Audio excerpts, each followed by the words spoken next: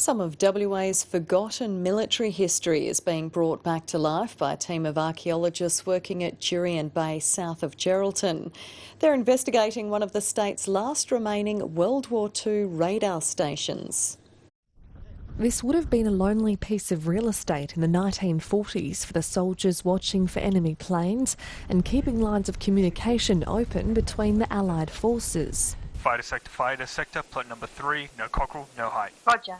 The site near Jurien Bay in Western Australia's Midwest was known as Radar 48 and formed part of the RAFF's early warning system. They were the eyes of the nation, really looking out into the ocean for the defences. The radar stations were portable, canvas tents with a complicated array above and critical equipment inside. They were packed up at the end of the war and only a handful of sites remain in WA. Now Radar 48 is being combed over by archaeologists and volunteers to find whatever was left behind. It's a World War II Australian rifle cartridge, so it's a 303 bullet, and that's what the Australians used during World War II. So we're leaving this here because in archaeology it's usually better to leave things in the ground so that in the future more people can come here and spend more time and the archaeology remains forever.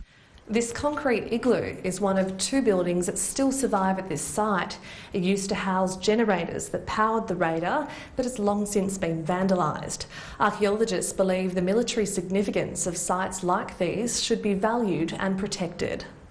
There was a real military presence along the West Australian coast which just tends to be ignored. And I think we need to bring those stories of those soldiers home to the local communities and make the communities feel as though they're part of that legacy of military heritage. The local shire has invested in the project in the hope the unmarked site can eventually be preserved. They also want to see if there's any evidence of a rumoured shelling by Japanese forces. There could be some really significant finds that they do have that could actually have an impact on history as we know it in WA. Archaeologists hope the site will eventually form part of a coastal military trail. Sarah Talia.